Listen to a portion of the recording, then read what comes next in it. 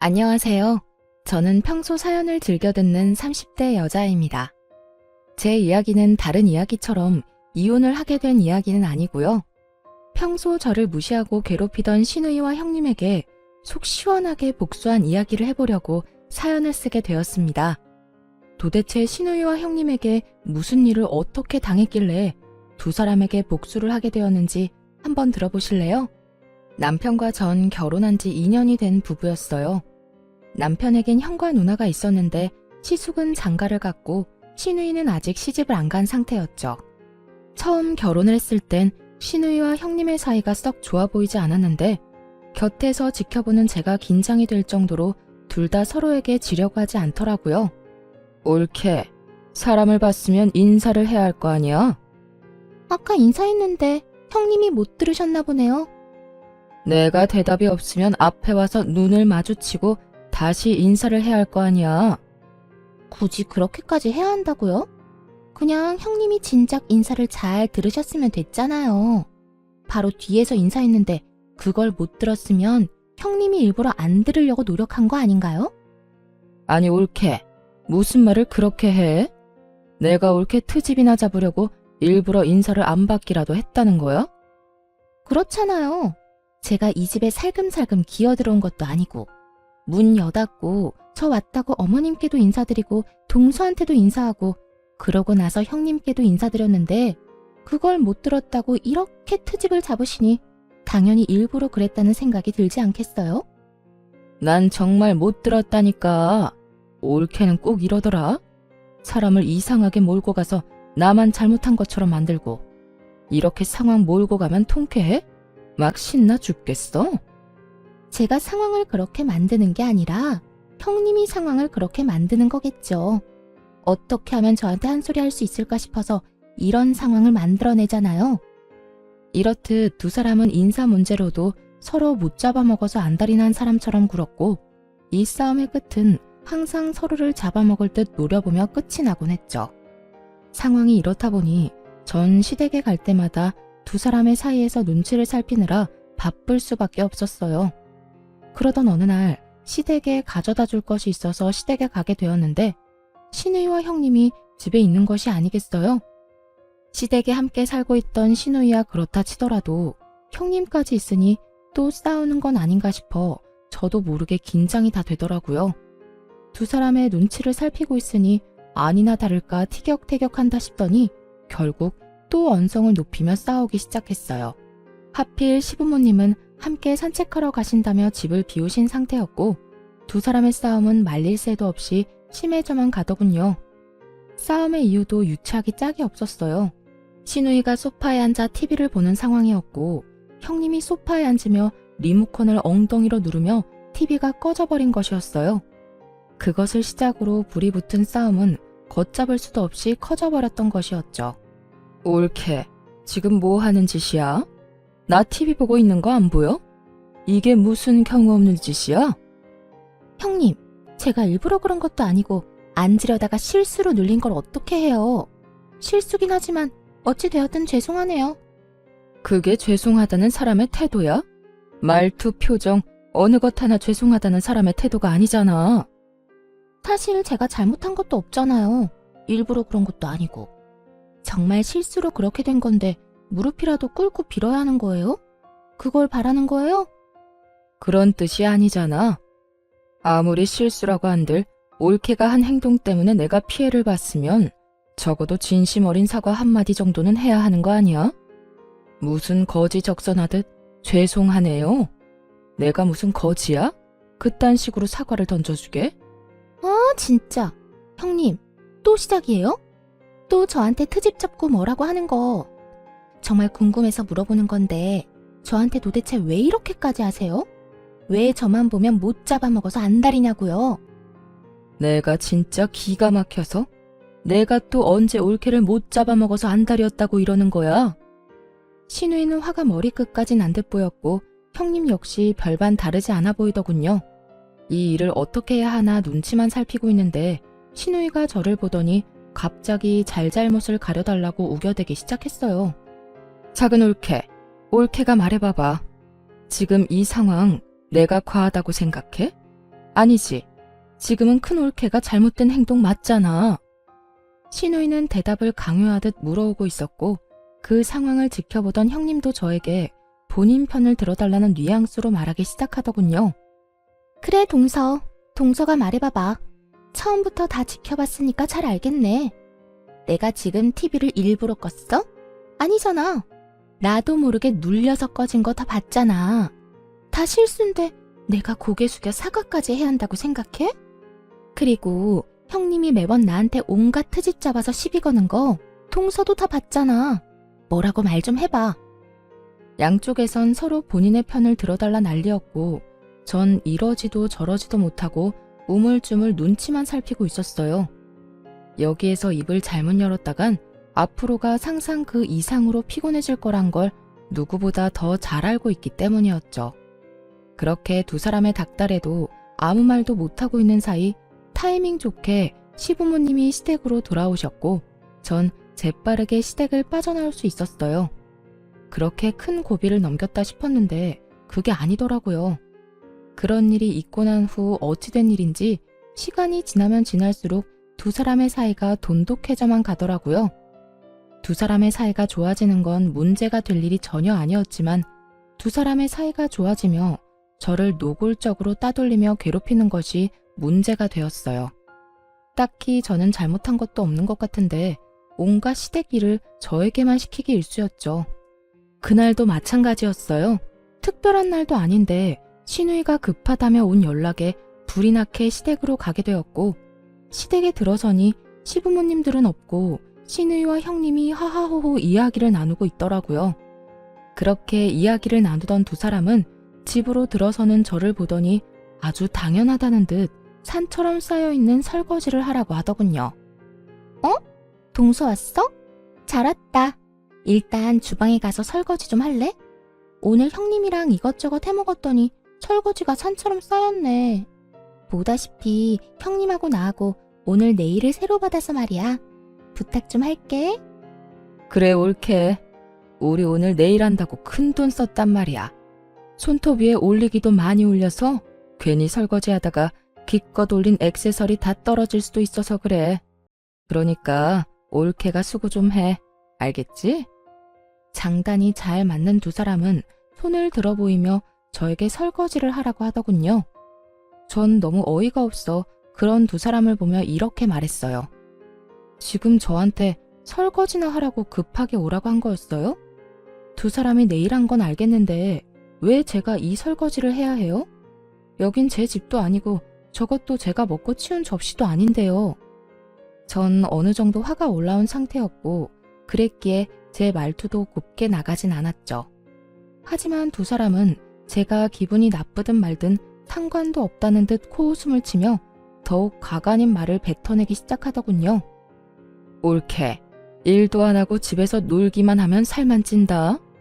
그렇게 되면 내 동생이 옳게를 지금처럼 사랑해 주겠어? 이게 다 옳게 생각해서 하라는 거야. 운동도 되고 얼마나 좋아? 그래 동서. 내가 아버님 어머님 오시면 동서가 와서 설거지 다 해줬다고 꼭 말할게. 그러면 점수도 딸 수 있잖아. 여러모로 다 동서한테 좋은 일인데 왜 그렇게 화를 내고 그래? 그리고 보다시피 우리가 네일을 받아서 하고 싶어도 못하는 상황이라니까. 기가 막히고 코가 막히는 노릇이었죠. 저만 집에서 노는 것이 아니라 형님도 결혼을 하며 집에서 놀고 있었고 신우 역시 얼마 전 회사를 때려치우고 시댁에 얹혀 살며 놀고 있으면서 저에게 저딴 말이나 하고 있으니 그저 열불이 나는 상황이었죠. 보란듯이 반짝이는 손가락을 흔들어대는 두 사람을 보며 면전에다 침이라도 한껏 뱉어주고 싶은 심정이었어요. 누군 네일을 안 해본 것도 아니고 붙인 것이 많아 신경이 쓰이면 고무장갑을 끼면 되는 일 아닌가요? 더는 참고 인내하며 사이좋게 지낼 마음이 사라져버렸고 그대로 주방에서 고무장갑을 가지고 와 두 사람에게 한 짝씩 나누어주며 이렇게 말했습니다. 그렇게 네일한 게 신경 쓰이면 이 고무장갑 한 짝씩 끼고 사이좋게 하세요. 그러면 다 해결되지 않겠어요? 뭐야? 옳게. 지금 손윗사람한테 이게 뭐 하는 짓이야? 우리가 엄연히 동서보다 집안 서열이 높은데 우리가 하라고 하면 해야 할 것 아니야? 두 형님들 잘 들으세요. 아무리 손아랫 사람이라도 이런 식으로 부려먹는 경우는 없어요. 저는요, 이딴 일은 할 생각 없으니까 알아서 하고 다음부턴 이런 일로 사람 오라가라 하지도 마세요. 전 노발대발하는 두 사람을 뒤로 한 채 집으로 와버렸고 이 일이 시발점이 되어 두 사람은 저를 더 악랄하게 괴롭히기 시작하더군요. 한 번은 이런 일도 있었어요. 당시 전 자전거를 타고 다녔는데 시댁에 끌고 갔던 제 자전거 바퀴에 시누이와 형님이 구멍을 내다 들키는 일도 있었어요. 그걸 발견한 저는 남편을 불러다 모든 사실을 말하며 화를 냈고 남편은 그 자리에서 시누이와 형님께 화를 내는 일도 있었죠. 누나, 이게 다 무슨 짓이야? 이게 얼마나 위험한 짓인 줄 몰라서 그래? 형수님도 그래요. 이게 다 무슨 짓이에요? 요즘 초등학생도 이렇게는 안 해요. 이러다 사고라도 나면 어쩌려고 이런 거예요? 서방님, 아니에요. 저흰 아무 짓도 안 했다고요. 그저 바퀴에 바람이 빠진 것 같길래 그냥 살펴보던 중이었다고요. 그래, 우리 억울해. 우리가 미쳤다고 그런 짓을 하겠어? 큰올케 말대로 우린 그저 바퀴에 바람이 빠진 것 같아서 살펴보고 있었던 것뿐이라고. 두 사람은 제가 봤는데도 불구하고 절대 아니라며 발뺌하기 바빴고 제가 본 것을 증명할 일이 없었기에 남편은 다시 이런 짓을 한다면 가만두지 않겠다며 확실하게 못 받고 이 일을 넘겨버렸죠. 진짜 이번엔 그냥 넘어가는데 다시 한번 이러면 나 가만히 안 있어.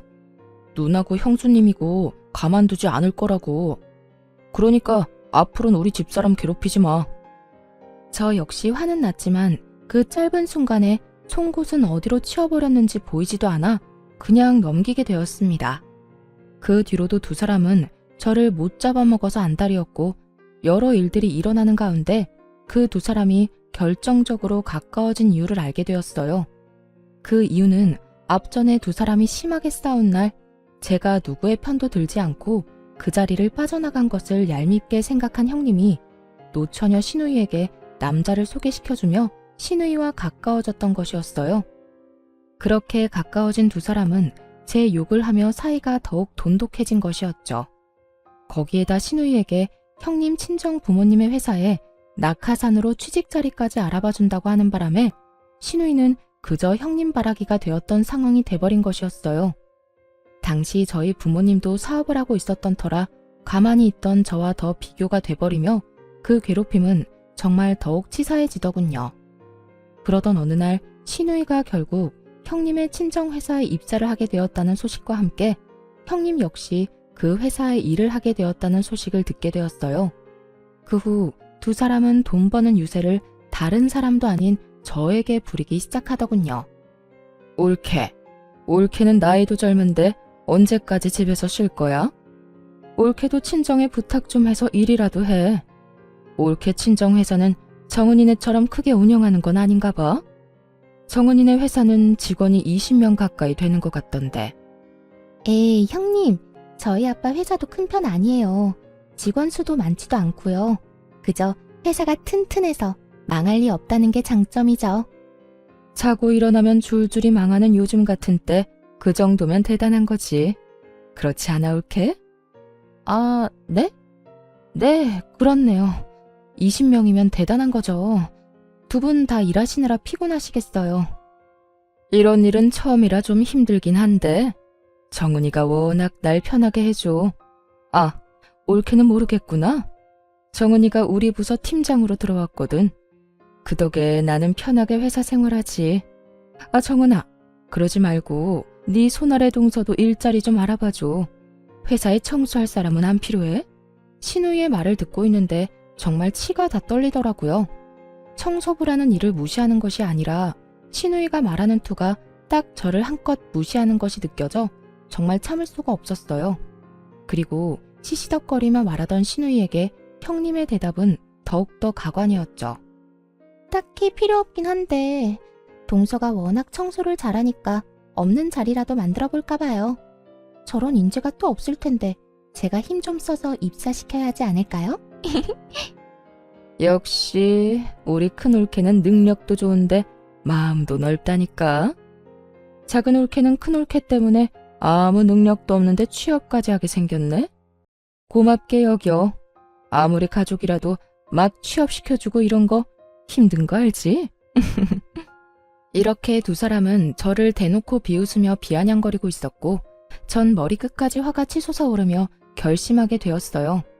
그 잘난 부모 능력으로 두 사람을 좀 눌러주기로 말이죠. 제가 웬만하면 돈, 부모 재력으로 남을 깔보거나 그런 걸로 남을 누르는 짓은 하고 싶지 않았는데 두 사람 하는 꼴을 보니 도무지 안 될 것 같아 큰 결심을 하게 된 것이었죠. 며칠 뒤 전 형님의 회사로 향했습니다. 제가 회사에 나타나니 형님과 신우이가 저를 보며 또 비아냥거리기 시작하더군요. 동서? 여기까지 웬일이야? 혹시 정말 청소라도 하러 온 거야? 그러게, 혹시 오늘도 자전거를 타고 여기까지 온 거 아니지? 전 그런 두 사람에게 제가 처녀 때 타고 다니던 외제차 차키를 흔들어주며 이렇게 말했어요. 아니요, 오늘은 이 차 끌고 왔네요. 그 차키, 그거 1억 넘는 차 아니야? 동서, 그 차키는 어디에서 난 거야? 친구 거라도 빌렸어? 형님, 동서 보세요. 여기 오느라 외제차까지 빌렸나 봐요. 이게 무슨 일이야? 뭐야, 정말 차 빌려서 타고 온 거야? 꼴에 외제차 탈 거라고 옷도 챙겨 입고 온 거 좀 봐. 두 사람은 저를 향해 계속해서 비웃음을 보내고 있었고 전 두 사람이 그러거나 말거나 그저 지켜보며 누군가를 기다리고 있었죠. 그 순간 형님의 친정아빠이자 회사의 사장이 저에게 불이 나게 다가와 인사를 건네더라고요. 안녕하세요. 사장님과 많이 닮으셨네요. 한눈에 알아봤어요. 네, 안녕하세요, 사장님. 급하게 잡은 약속인데 이렇게 시간 내주셔서 감사합니다. 감사는 무슨, 저희가 더 감사하죠. 이렇게 기회를 주신다는데. 이렇듯 정답게 인사를 나누는 와중에 신우와 형님은 이게 무슨 일인가 싶어 눈을 동그랗게 뜨고 저를 바라보더라고요.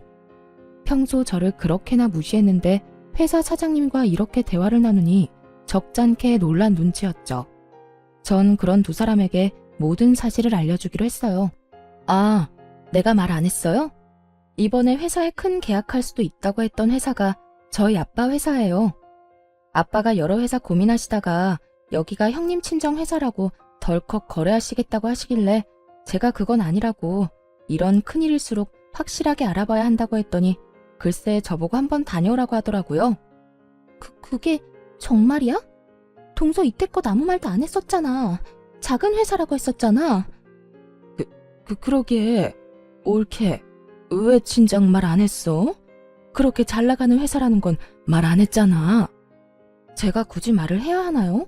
그리고 저는 저희 아빠 회사를 정말 큰 회사라고 생각해 본 적이 없었어요. 그래서 굳이 말할 필요도 없다고 생각했고요. 이제 아시겠죠? 전 여기에 자전거 타고 청소하러 온 게 아니라 거래 전 마지막 점검차 나온 거예요.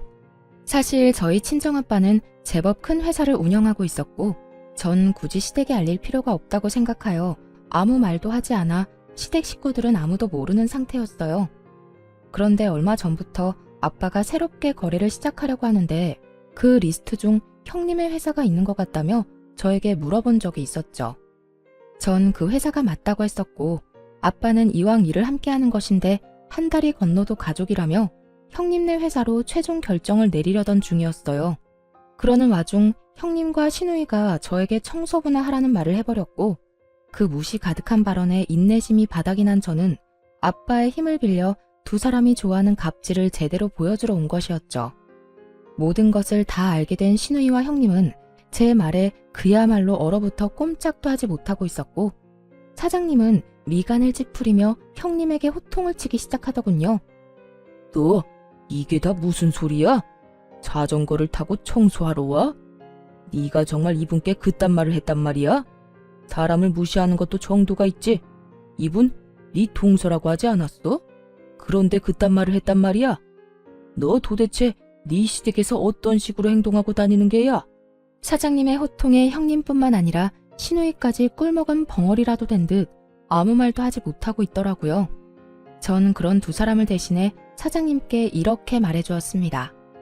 아까는 저한테 자전거 타고 청소하러 왔냐면서 하셨잖아요. 저는 점검차 나온 거긴 하지만 형님들이 청소하라고 하니 청소라도 할까봐요. 저보고 청소 잘한다고 청소부 자리라도 내준다고 하셨거든요. 사장님 따님이자 제 형님이 말이에요. 어떻게 할까요?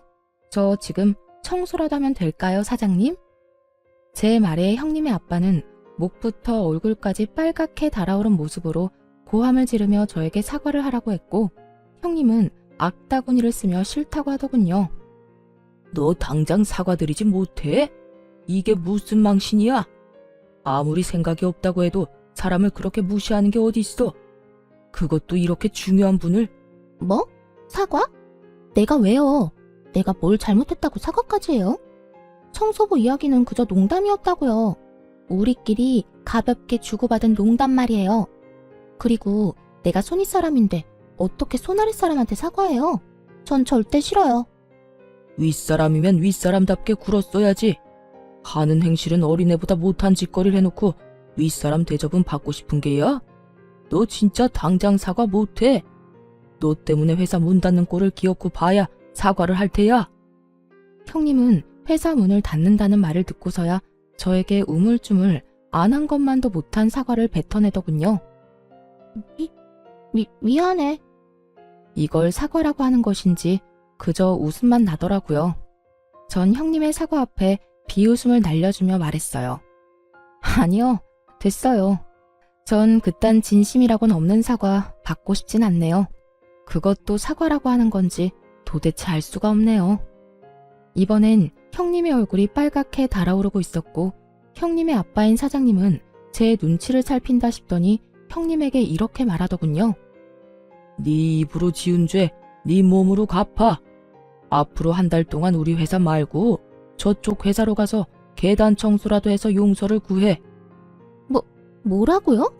나한테 지금 청소를 하라고 한 거예요? 그것도 동선의 회사 계단 청소를요? 그래, 여기 너 말고 잘못한 사람이 또 있어? 왜 저한테만 그러세요? 청소 이야기는 형님도 같이 했다고요. 자전거 타고 왔냐고 비아냥거린 것도 마찬가지고요. 옳게. 굳이 나까지 끌고 가야겠어? 혼자서 다녀와도 되잖아. 억울해서 그러죠. 하기는 같이 했는데 왜 저만 이 꼴을 당해야 하냐고요. 형님도 같이 가서 같이 계단 청소해요. 옳게. 정말 이럴 거야? 왜요? 내가 틀린 말 했어요? 입으로 같이 지은 죄 같이 갚아야 할 것 아니에요. 형님의 물귀신 작전 때문에 신우이까지 꼼짝없이 저희 회사로 출퇴근하며 계단 청소를 하게 되었고, 한 달 동안 두 사람은 저희 회사 곳곳을 다니며 청소를 해주었어요. 그렇게 마지막 날이 되었고, 두 사람은 일이 끝나자마자 저희 집으로 득달같이 찾아왔더군요. 두 사람은 오는 길에 싸우기라도 한 듯 사이가 좋지 않아 보였는데 저희 집에 들어오면서도 싸우고 있더라고요. 옳게. 진짜 너무하는 거 알아? 어차피 피할 수 없는 청소 혼자 했으면 됐지. 꼭 거기에서 나까지 끌어들여야 했어. 이게 뭐야? 온몸에 땀 냄새에 손에 주부습진 오기 직전이라고. 내가 뭐 틀린 말 했어요? 형님도 동서 괴롭힌 거 맞잖아요. 난 그저 동서가 얄밉다고 한 것뿐인데 신나서 동서 괴롭히기 시작한 건 형님이잖아요. 그럴 땐 언제고 청소는 나 혼자 하라고요? 내가 왜요? 청소를 빠져야 할 사람은 형님이 아니라 저였다고요. 뭐? 너 진짜 말 다 했어? 그래, 말 다 했다. 어쩔 건데, 어쩔 거냐고. 감정이 극에 달해버린 두 사람은 반말까지 하며 싸우기 시작했고, 결국 폭발해버린 신우이가 형님의 머리를 향해 손을 뻗으며 더 큰 싸움이 시작되었어요. 전 그런 두 사람의 치열한 싸움을 말릴 생각도 없이 지켜보다 집으로 시부모님과 시숙을 불러버렸어요. 얼마 지나지 않아 화가 머리끝까지 난 시부모님이 집으로 들어왔고, 한바탕 소란을 일으키고 있는 두 사람을 본 시부가 호통을 치기 시작했어요. 이게 다 무슨 일이야? 둘 다 그만두지 못해? 시부의 호통에 두 사람은 싸움을 멈추는가 싶더니 반성은커녕 서로 잘못한 것에 대해 이르기 바쁘더군요. 아빠, 올케 좀 혼내줘요. 올케가 먼저 작은 올케 얄밉다면서 괴롭히자고 했다고요. 난 그저 올케가 시키는 대로 한 것뿐이야. 나한테 일자리도 소개시켜주고 남자도 소개해주면서 시키는데 내가 어쩌겠어? 시키는 대로 하는 수밖에. 아니에요, 아버님. 형님이 먼저 저희가 싸우는데 동서가 아무런 행동도 하지 않고 자리 피해버린 게 괘씸하다고 괴롭히자고 했다고요. 그리고 남자 소개해준 건 형님이 계속 외롭다고 해서 해준 거고, 일자리도 형님이 계속 마땅한 일자리가 없다고 해서 저희 아빠 회사에 취업시켜준 거라고요. 내가 언제 그랬어? 올케가 먼저 일자리하고 남자 이야기 꺼내면서 내 기분 맞춰주면서 작은 올케 너무 얄밉지 않냐고 말 꺼냈잖아. 난 거기에 장단 맞춰준 것뿐이고. 장단만 맞춘 사람이 송곳까지 챙겨서 동서 자전거 바퀴에 구멍을 뚫어요? 그 장단 2번 맞췄다간 아주 큰일 나겠어요. 뭐야? 그건 올케가 자전거 타고 다니는 꼴도 얄밉다면서 자전거를 확 버려버리면 어떻겠냐고 하니까 그랬던 거지. 그리고 작은 올케한테 구멍 뚫다가 들키니까 송곳 버린 사람이 누군데? 내 손에서 재빠르게 송곳 뺏어서 차 밑으로 던진 사람은 올케였잖아. 그게 다 형님이 동서는 가진 것도 없으면서 잘난 척한다고 얄밉다고 해서 시작된 일이잖아요. 올케야말로 쥐뿔도 없는 작은 올케 괴롭혀주고 싶다고 했잖아. 못 사는 집에서 자란 주제에 콧대만 높다고 해놓고. 두 사람은 서로의 잘못을 이르는 것에 정신이 팔려 자신들이 한 짓을 스스로 고하고 있었고, 때마침 도착한 시숙이 심각한 얼굴로 이 모든 것을 듣고 있었죠. 시숙과 시부모님의 낯빛은 실시간으로 어두워지고 있었고, 이러한 사실을 전혀 알지 못하는 두 사람은 마주보고 서로 얼굴에 침 뱉기를 이어가고 있더군요. 차마 눈 뜨고는 보기 힘들 광경에 시부는 다시 호통을 치기 시작했어요. 그만하지 못해? 얼마나 더 못난 꼴을 보일 작정이야? 너희 잘못은 너희가 다 말해서 잘 알겠고, 말하는 꼴을 보니 스스로도 잘 알고 있는 것 같구나. 그만큼 잘못을 했으면서도 여기 와서 이딴 꼴이나 보이고 있으니. 아빠, 그게 아니라요. 전 진짜 잘못이 없다고요. 아버님, 저도 잘못한 거 없어요. 이게 다 형님 때문이라고요. 둘 다 그 입 다물지 못해? 조용하고 당장 무릎 꿇고 빌어. 얼른! 시부는 결국 두 사람에게 무릎을 꿇고 빌라고 했고, 두 사람은 여전히 반성이란 모르는 사람처럼 왜 그렇게까지 해야 하냐고 따지고 들더군요. 싫어요. 내가 왜 무릎까지 꿇어요? 내가 뭘 잘못했다고. 그래요, 아버님. 저희 반성의 의미로 오늘까지 동선의 회사에 청소까지 해주고 왔다고요. 그런데 무릎까지 꿇으라고요? 싫어요. 아직도 이유를 모른다 이 말인 거지? 그래, 좋다. 큰 며느리는 네 남편이 알아서 할 테니 나는 더는 입댈 것도 없을 것 같고, 너는 오늘부터 집에서 나가거라. 난 너같이 생각도 없고 반성도 할 줄 모르는 딸은 필요 없다.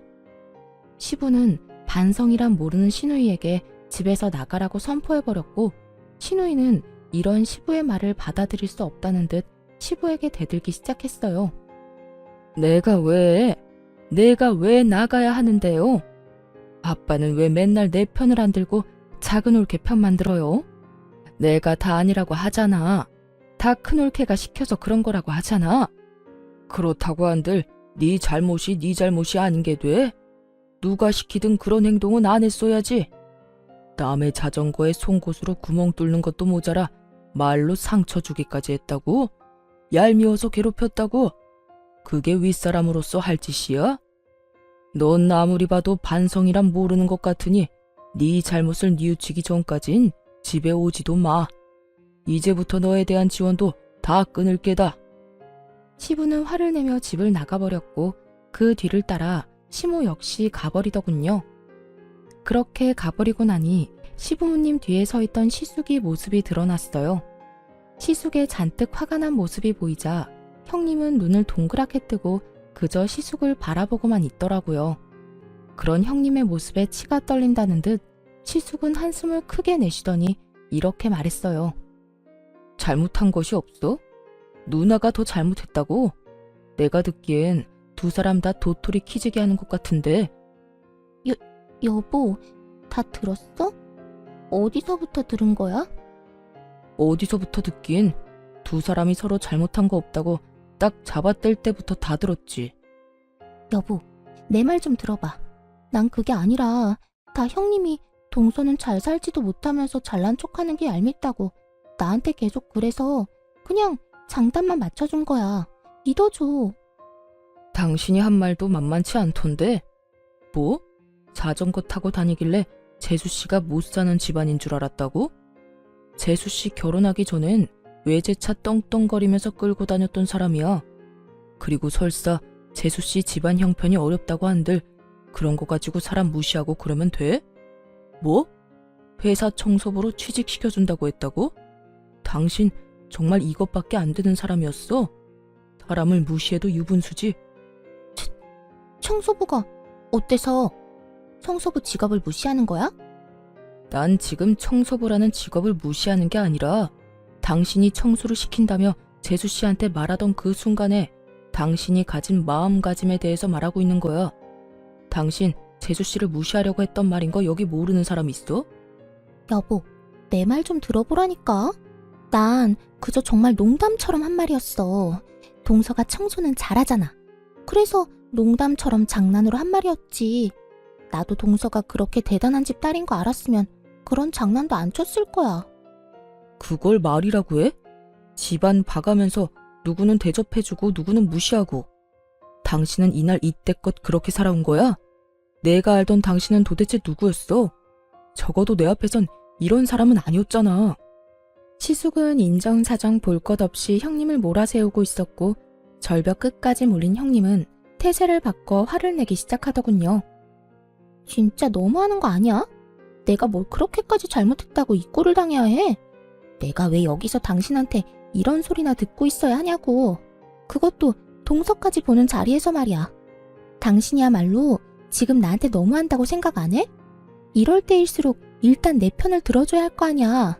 당신이 내 남편이라면 말이야. 나도 섭섭해. 나도 화난다고. 당신 진짜 대단하다. 이 와중에 섭섭하다는 말이 나와? 화난다는 말이 나오냐고. 정말로 실망하고 화나는 사람이 누군데? 그래. 내가 다 잘못했고 내가 다 주도해서 동서 괴롭혔어. 이제 됐어? 이제 됐냐고. 내가 그냥 이혼하고 말지. 여기서 이게 무슨 꼴이야? 그냥 나 당신이랑 이혼할게. 그러면 됐지? 형님은 결국 본인 입으로 이혼 이야기를 꺼낸다 싶더니 이런 말까지 해대기 시작하더군요. 차라리 잘 됐어. 생각보다 아빠 회사 일이 적성에도 맞던데 이혼하고 일만 하면서 살지 뭐. 아빠가 월급도 넉넉하게 줄 거니까 깨끗하게 이혼하고 그 돈이나 펑펑 쓰면서 살면 되겠네. 그래, 차라리 잘 됐다.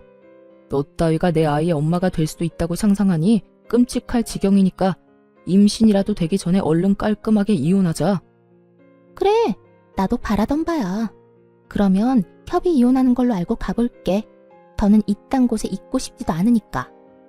그렇게 형님의 이혼을 확정하며 나가려는 순간 전 형님의 뒤통수에 대고 이렇게 말해주었습니다.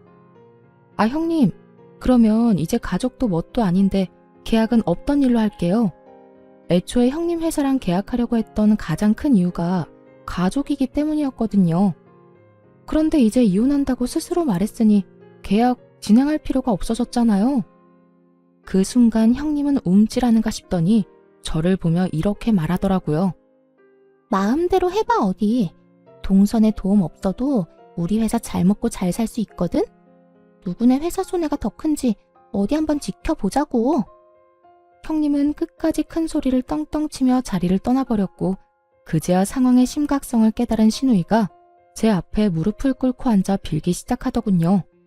그런데 손이 발이 되게 빌면서도 뻔뻔함은 절대 잃지 못하는 신우였어요. 옳게.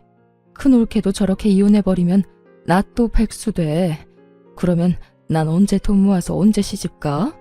그러니까 이왕 이렇게 된 김에 나 옳게네 회사에 취업 좀 시켜줘. 뭐라고요? 지금 저한테 취업을 시켜달라고 했어요? 여기 나 취업시켜줄 수 있는 사람이 옳게 말고 또 있어? 그러지 말고 나 취업 좀 시켜줘. 말이야 바른 말이라고. 올케가 나랑 큰 올케한테 갑질하는 바람에 오늘 이런 일이 다 일어난 거 아니야. 지금 일어나는 모든 일에 큰 올케랑 내 잘못도 있지만 작은 올케 잘못도 있다는 그 말이지. 그러니까 나 취업 좀 시켜줘. 보아하니 친정 회사도 엄청나게 잘 나가던데 내 자리 하나쯤 알아봐주는 거 일도 아니잖아. 나 집에서도 쫓겨나고 일자리마저 없으면 진짜 오갈 데도 없다고. 내가 갑질하게 만든 사람이 누군데 이제 와서 누구 탓을 하는지 모르겠네. 형님, 기억 안 나요? 형님들이 짝짝꿍이 맞아서 저를 틈만 나면 괴롭혔던 거. 형님 같으면 나한테 그딴 짓이나 한 사람을 취업시켜주고 싶겠어요? 제발 정신 좀 차리세요. 그 정신머리로 어디 취업이나 하겠어요? 형님, 그렇게 살면 시집도 못 가요. 혹시나 가더라도 금방 이혼당한다고요. 전 정신이 나가버린 것 같은 신우이에게 그간 신우가 저에게 했던 행실들을 말해주며 단호하게 한 소리 해주었고 제 말에 기분이 상해버린 신우이는 자리에서 벌떡 일어나더니 삿대질까지 해대며 화를 내기 시작하더군요. 뭐야? 너 지금 말 다 했어? 잘난 거 하나 없는 게 부모 하나 잘난 거 믿고 큰 소리 치는 꼴이라니. 내가 진짜 뭐 취업을 못해서 너한테 이러고 있는 줄 알아? 나도 마음만 먹으면 취업할 수 있거든? 하여튼 두 옳게 하는 꼴이 아주 가관이네 가관이야. 신우이는 말도 안 되는 말을 바른 말이라고 하며 짓거리고 있었고 그런 신우이의 한마디 한마디가 다 골이 아픈 시숙이 신우이를 끌고 집으로 돌아가 버리더군요. 그렇게 한 차례 폭풍이 지나가고 난 후 전 제가 말한 대로 아빠와 상의해 계약을 없던 일로 해버렸어요. 제 이야기를 들은 아빠 역시 그딴 집안에 도움이 될 일은 조금이라도 하고 싶지 않다고 하며 연을 끊어버렸고 저희와 계약이 틀어져 버린 형님 회사는 몇 년치의 일이 다 끊겨버린 상황이 되어버렸죠. 형님은 시숙과 이혼을 하게 되며 친정으로 돌아갔지만 그대로 친정 대문도 넘지 못하고 쫓겨났고 오갈 데가 사라지자 저에게 찾아와 울고불고하며 매달리기 시작하더군요. 동서, 내가 다 잘못했어. 내가 이렇게 빌 테니까 제발 일만 계속 진행하면 안 될까? 나 이혼까지 해서 오갈 데도 없는데 회사에서도 쫓겨나고 집에서도 쫓겨났어. 돈도 땡전 한 푼 없이 쫓겨났다고. 이렇게 울고불고 매달리는 형님을 보는데 웃기지도 않더라고요. 저에게 사과 한마디가 하기 싫어 이혼까지 할 때는 언제고 이제 와서 이렇게 눈물까지 보이며 용서를 구하니 진심처럼 느껴지지도 않았고요. 이제 와서 이런다고 한들 제 마음이 돌아설 것 같아요. 방금 말한 대로 이제 나랑 가족도 뭐도 아닌데 더욱 거래를 이어나갈 필요가 없죠. 그러니까 여기서 이러지 말고 당장 나가주세요. 동서, 그렇게 딱 잘라 말하지 말고 우리가 그래도 한때는 가족이었잖아. 그 정을 생각해서라도 제발. 저한테는 애초에 가족 간의 정 같은 건 없어서 남은 정 따위도 없네요. 그러니까 나가주세요. 형님은 이러한 제 말에도 꿈쩍도 하지 않고 계속 눈물을 흘리며 빌고 있었고 그런 형님의 모습에 참고 또 참던 남편이 폭발해 한마디 하기 시작했어요.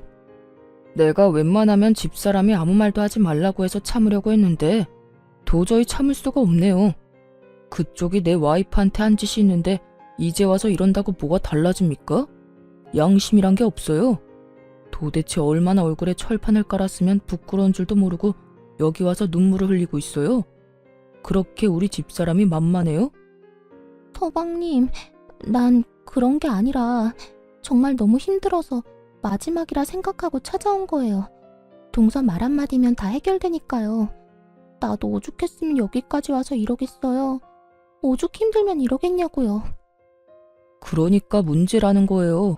진심으로 반성해서 찾아왔다고 해도 욕이 나오려고 하는데 본인 힘들다고 부탁이나 하려고 찾아왔다고요? 참나 기가 막히네요 정말. 내가 경고하는데 다신 찾아오지 마세요. 다시 찾아오면 내가 진짜 가만히 있지 않을 겁니다. 서방님, 저 진짜 반성도 하고 있어요. 정말이라고요. 그러니까 동서 좀 설득해 주세요. 누구 보고 계속 서방님이라고 하는 겁니까? 이제 우리 아무 사이도 아닌 거 잊었어요? 이 자리에서 이혼하자고 큰 소리 친 사람이 그걸 잊었을 리 없을 텐데요. 어찌되었든 당장 나가주세요. 경찰 부르기 전에 나가라고요. 남편은 형님에게 호통을 치며 매몰차게 쫓아내버렸고 그 후론 더는 찾아오는 일은 없었어요. 그리고 남은 한 사람, 신우이 역시 쫓겨난 건 매 한 가지였습니다. 그간 시부모님이 없는 동안 저에게 어떻게 했는지부터 자전거 사건까지 다 알아버린 시부모님은 그날 바로 너 같은 자식은 필요 없다며 쫓아내버렸다고 하더군요. 그나마 있던 돈을 포함해 카드까지 왕창 긁어왔던 신우이는 집 얻을 돈도 없어 그 나이에 고시원이나 전전하며 급히 일자리를 찾고 있다고 하더군요. 일이 마무리되고 난 후 남편은 진심으로 저에게 사과를 해왔고 저는 남편이 잘못한 일이 아니라며 미안해하는 남편을 달래주었어요. 여보, 정말 미안해. 당신이 나서지 말라고 해도 내가 나서서 이런 일까지 겪게 만들지 않았어야 했는데 내가 너무 안일했던 것 같아. 아니야.